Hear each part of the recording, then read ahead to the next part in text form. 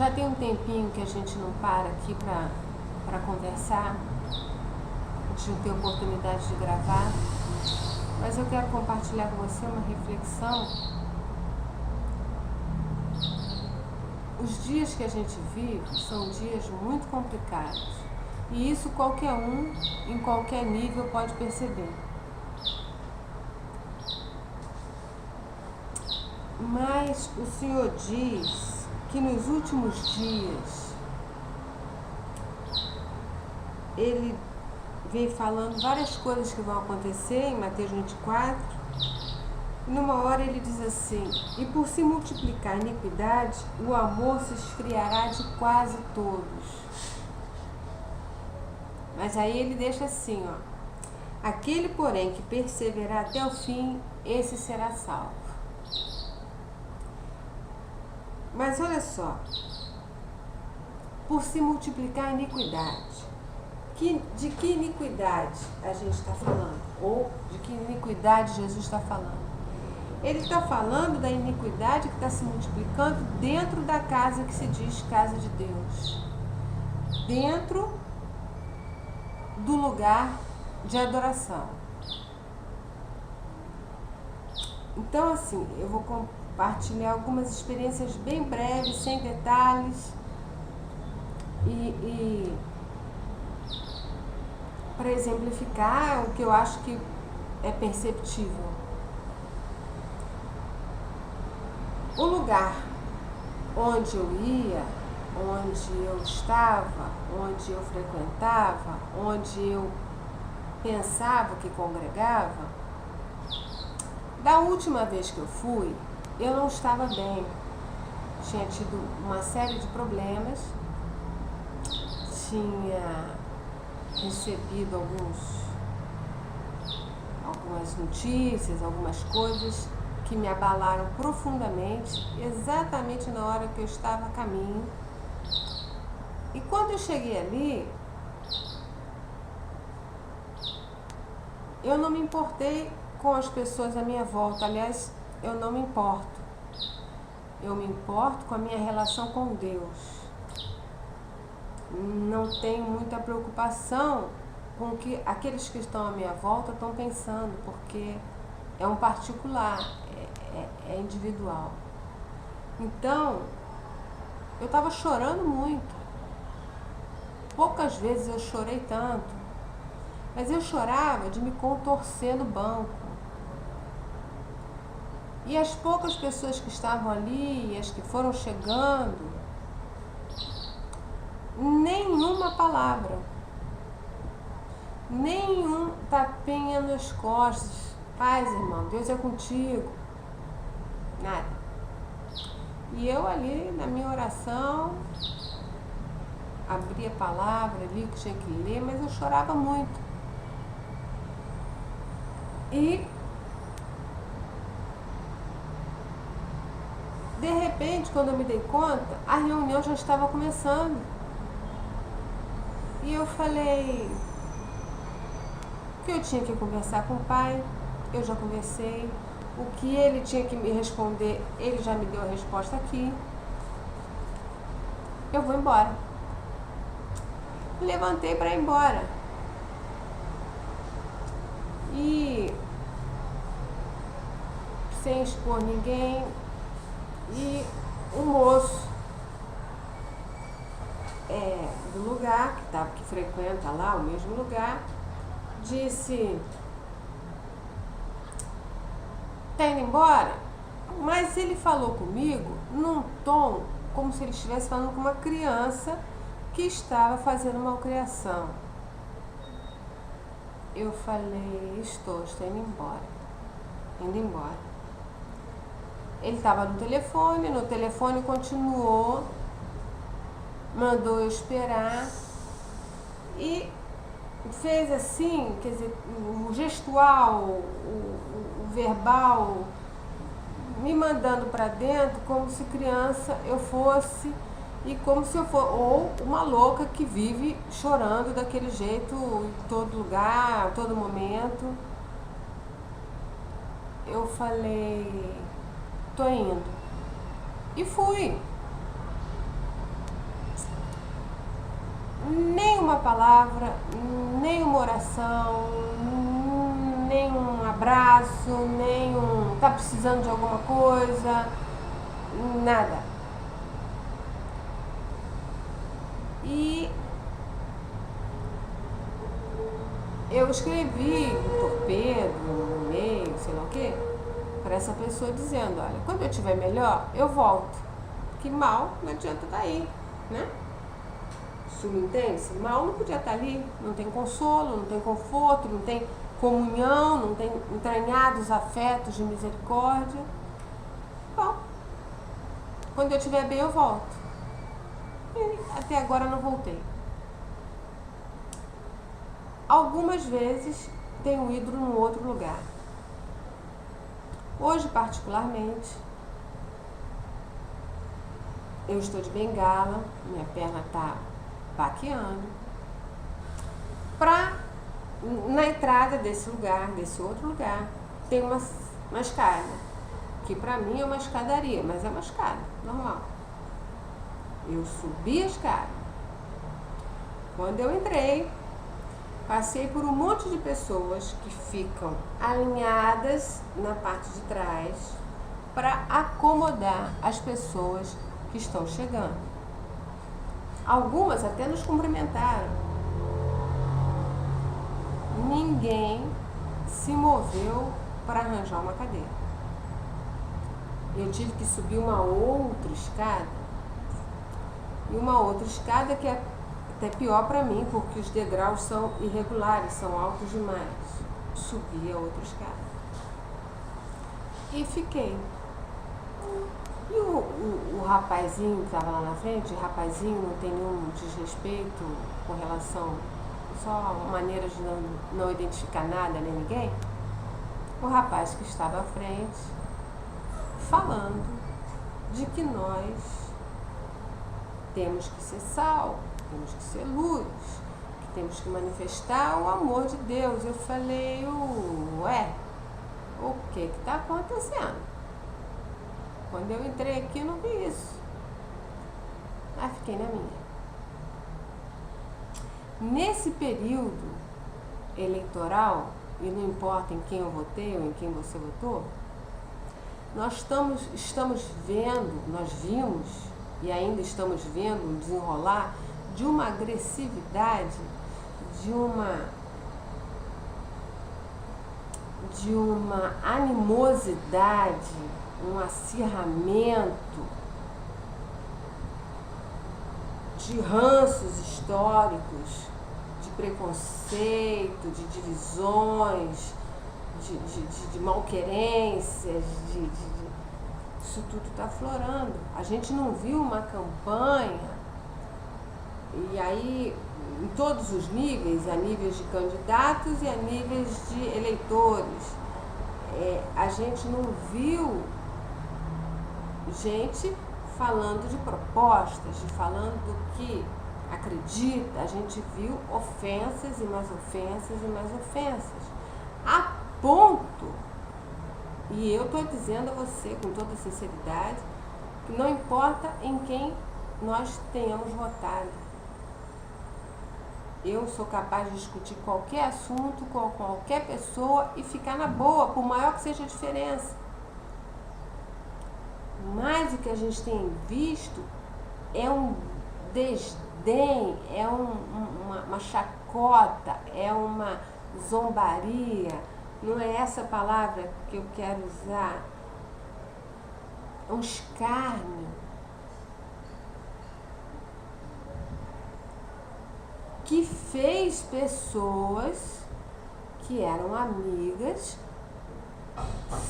no mínimo, se distanciarem. Não vou nem dizer que ficaram inimigas, mas se distanciarem.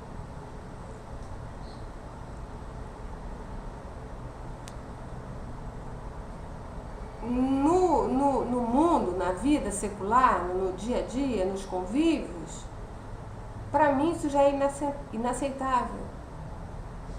Nós lutamos por uma democracia. Companheiros morreram para que a gente pudesse cada um expressar aquilo que pensa. Mas dentro do que se chama igreja, corpo de Cristo, por que eu tenho que ficar sem falar com meu irmão porque ele escolheu outro candidato? Por que eu tenho que escarnecer, debochar? Por que eu tenho que... Não entendo. Aquilo ali, porque nós, enquanto corpo de Cristo, enquanto igreja do Senhor, não igreja A, B ou C, mas a igreja de Cristo, a igreja que vai subir, o nosso propósito é anunciar a graça de Deus e vivermos em comunhão, porque é essa vivência em comunhão que vai atrair. Não é isso que estava lá em Atos? As pessoas viam como eles viviam e queriam se aproximar, queriam se juntar, queriam se tornar um com eles. O povo de Israel, ele não foi um povo escolhido, ele foi um povo formado por Deus. Deus formou, mandou Abraão sair da sua terra, largar sua parentela e ir para uma terra distante, porque ele disse, de ti eu vou fazer uma nação. E uma nação que vai servir de quê? De modelo, que ela vai servir de refúgio. As pessoas vão olhar e vão ver como é bom viver em comunhão com Deus e vão querer se aproximar. A salvação nunca foi só para os judeus. Lê direito o Velho Testamento que você vai ver. Era um refúgio. A igreja é um refúgio. Lá, para quem gosta das leis, lá nos livros de Levíticos, você encontra a formação da cidade de refúgio. Se a pessoa era condenada à morte, ela podia correr. Se ela conseguisse chegar na cidade de refúgio, ninguém tocava nela. Ali ela estava segura, ali ela estava preservada. A igreja é isso.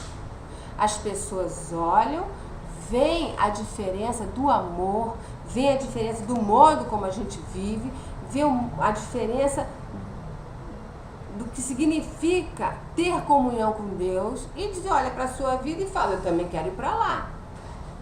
E vai. Mas não é isso. Não é isso que a gente está vendo. O que a gente está vendo, e eu nem estou falando de coisas pesadas que se dizem igreja, que para mim nem igreja são seitas mesmo. Não estou falando disso. Na casa do pão tem que ter pão. No blog a gente tem enfatizado muito isso, as gravações que a gente fez, as coisas que a gente partilhou, na casa do pão tem que ter pão. Você comeu pão, partilha o pão, porque é isso que sacia a fome de todo mundo, a minha, a tua, a de qualquer pessoa. Agora, como é que eu vou partilhar o pão? Como é que eu vou dizer para você que essa cidade aqui é a cidade do refúgio, que é a cidade do conforto, é a cidade do amor, é a cidade do consolo, da união, da congregação, de estarmos juntos, se não há amor? Eu perguntei para o meu marido quando a gente saiu, eu falei, me diz qual foi a diferença entre a minha entrada ali de Bengala e a minha entrada no metrô. Nenhuma, porque as pessoas não levantam. Já falei em outra gravação, em outros lugares, sou portadora de esclerose múltipla, tem dia que eu ando muito bem, tem dia que eu não ando e tem dia que eu ando mais ou menos. E com esse calor que está fazendo, tá mais para menos do que para mais. Tudo bem, as pessoas não têm nada com isso, mas eu aprendi, e não era cristã, que quando você vê uma pessoa que tem um problema, uma dificuldade, uma pessoa de idade, uma pessoa grávida, mulher grávida, uma pessoa com criança no colo, uma pessoa com uma dificuldade qualquer, você levanta, essa foi a educação que minha mãe me deu, você levanta e deixa a pessoa sentar. Nem isso a gente vê mais. E eu não estou falando porque eu sento no chão, eu não tenho problema nenhum, já sentei no chão no metrô, eu não tenho problema nenhum com isso. Eu estou falando é que a cidade de refúgio não é mais refúgio. Um rapaz que estava lá na frente e que falou coisas muito interessantes até, mas não deixou de misturar alhos com bugalhos, de fazer do voto dele o mote. Escuta, a gente participa das eleições, a gente participa dessas escolhas porque a gente está aqui, nós somos seres humanos, isso faz parte da nossa sociedade, nós lutamos para ter esse direito, mas a nossa esperança não está nisso, por isso acabou. Por isso eu falei, o propósito da Igreja de Cristo é outro. O propósito da Igreja de Cristo é viver o amor, é anunciar o amor, é ser exemplo de amor, é ser sal, é ser luz. Como é que vai ser sal? Como é que vai ser luz? É quando refletir a graça e a misericórdia de Deus. Aí meu marido, depois a gente conversando, ele disse, eu não consigo entender N coisas que têm acontecido e vindo, e situações, estou falando entre o povo. Ele disse, eu não consigo entender. Eu falei, bom, eu já até desisti. Mas o Senhor diz, por se multiplicar a iniquidade, se multiplicar onde? Dentro da cidade de refúgio, dentro do lugar que seria um referencial. E isso a gente já vê em Israel. A história de Israel, da formação do povo, por se esfriar, por se multiplicar a iniquidade no meio da cidade, dentro da cidade, o amor de muitos se esfriará. Porque fora, a iniquidade corre solta.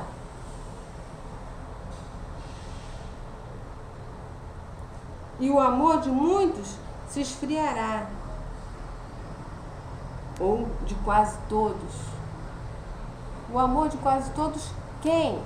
De quem está na cidade, porque Jesus está falando para a igreja. Ele não está falando para quem está fora, ele está falando para quem está dentro. Tudo aqui na Bíblia é para quem está dentro. A salvação é pela fé. Os evangelhos é para a gente conhecer a pessoa de Jesus, para crer e ser salvo. As cartas são para a gente aprender a viver nessa terra.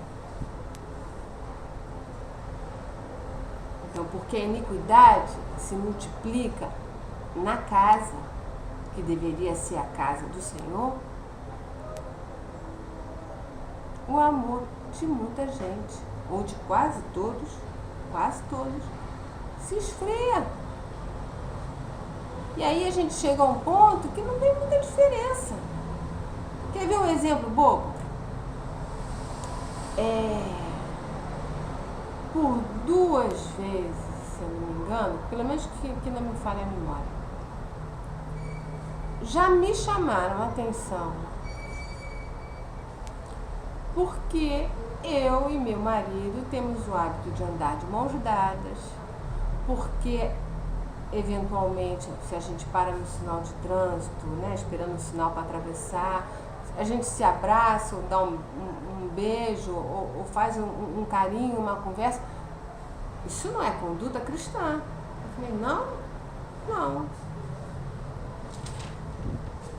Algumas moças que eu conheço, que frequentam baile funk, quer dizer, sem nenhum desmerecimento ao baile funk, estou querendo mostrar que tem outra realidade completamente diferente.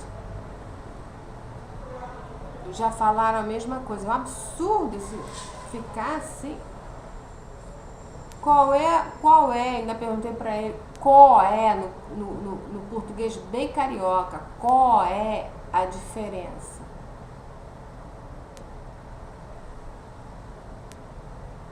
Democraticamente, a gente vê duplas homossexuais andando no meio da rua de mão dada.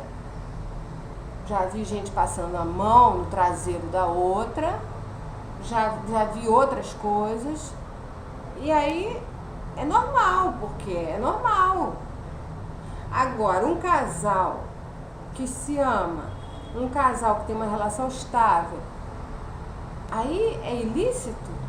E é dentro da igreja que alguém vem me dizer que isso é ilícito? Gente, tá muito doido. Muito doido. Esse é o tempo em que a gente tem que ter comunhão com Deus. Quando Jesus morreu e o véu foi rasgado, e eu gosto dessa passagem, quando o véu foi rasgado, para a gente ter acesso a Ele direto, falar com Ele, ouvir dEle, mais do que nunca isso se faz necessário, porque se você não comer pão, se você não tiver o teu tete a tete, não tiver a tua conversa, o teu diálogo, a tua intimidade com Deus, você se perde no meio dessas doideiras todas. Porque Jesus não tem nada a ver com isso. Isso são as escolhas que nós, povo, que nós, pessoas que frequentam esses lugares, são decisões que a gente toma. A gente está deixando, de alguma forma, a iniquidade se multiplicar no nosso meio. E quando eu digo no nosso meio, não digo no nosso meio coletivo, estou dizendo no nosso meio. Por que eu tenho que deixar de falar com você que escolheu outro candidato? Por que eu tenho que achar que a minha ou a sua denominação é que é a igreja dentro da igreja, os santos nos meios dos santos? Prepotência, orgulho besta. Você que conhece a palavra sabe o que Deus fala da soberba. Você que conhece a palavra sabe o que Deus fala da ovelha gorda. É amor, irmão. É amor. É caminhar junto. É partilhar. É viver as diferenças. As diferenças. Que Deus não fez o mundo todo amarelo. Deus fez o mundo porque Ele fez a gente diferente. Para a gente conviver em amor. Mas com todas essas dificuldades, com toda essa dificuldade e com toda a animosidade, gente, eu vi nessas eleições, nesse período aí eleitoral, e aqui no Face, né, lá no Face, porque eu não me pronuncio sobre isso, eu evito me pronunciar, porque o meu chamado é outro. Eu fui chamada para anunciar a graça e a misericórdia de Deus. No finzinho eu me posicionei, porque eu vi gente espumando de ambos os lados, quer dizer, de ambos os lados que eu digo, de ambos os candidatos. Sabe, no nosso meio não tem respaldo bíblico. Não tem. Mas o Senhor deixa uma certeza. Porque as cartas, como eu falei, são cartas que nos ensinam a viver essa vida. Na presença de Deus, com o Espírito de Deus. E o Espírito de Deus, por isso que ele diz, não saiam daqui enquanto vocês não receberem o revestimento do alto, o batismo do Espírito Santo, porque é o Espírito Santo que nos capacita a viver nessa doideira. É muito doido. E ele deixa uma promessa, uma certeza, promessa no sentido de certeza, garantia. Ele diz que a iniquidade vai se multiplicar, o amor vai se esfriar de quase todos, mas ele diz, olha, porém, Sendo assim, a iniquidade multiplicada, o amor esfriando, porém, aquele que perseverar firme na minha palavra, no meu amor, na minha graça, perseverar até o fim, a despeito dessa doideira, de você receber soco de tudo quanto é lado, chute, esse será salvo. Então, eu só quero deixar essa reflexão com você. Contei alguns episódios como testemunho. Você deve ter milhões de outros exemplos para compartilhar. Eu só quero deixar essa reflexão. É tempo da gente saber bem quem a gente é, pó, e saber bem em quem nós temos crido, no Deus que é acima, que é soberano, que está acima, é onipotente, onisciente, tudo. Quem diz que me enviou? Diz o eu sou te enviou.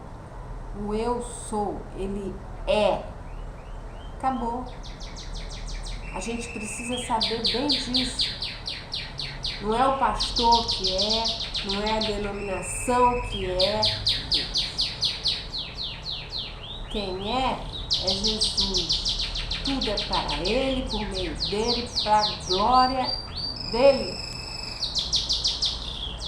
Para que ninguém se ensoberbeça. Pensa nisso. Ainda dá tempo de voltar, de buscar o que o Senhor fala, que aquele que se diz cristão, se o povo que se chama pelo meu nome, me buscar, se arrepender, se converter, se humilhar é admitir o erro, se converter, mudar a direção dos seus caminhos, abraçar a minha palavra, abraçar a minha vontade, o meu propósito, eu ouvirei do céu e sararei essa terra. A promessa continua valendo. A posição é nossa. Eu tenho que viver esse versículo. Eu tenho que buscar isso. Me converter dos meus maus caminhos. Buscar ao Senhor, ter intimidade com Ele.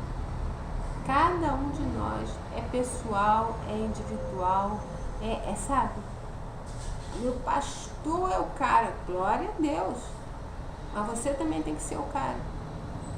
Não adianta ser ungido. Glória a Deus, que seja. Queremos que todos sejam. Mas eu e você também temos que ser. Porque todos nós somos chamados para ser sal, para ser luz, para fazer diferença em amor, para dar testemunho da glória do nome dele. Glória do nome dele. Um beijo no teu coração. Jesus te abençoe, te guarde. E o mais, ele nos esclareça e nos capacite a viver. Fica na paz.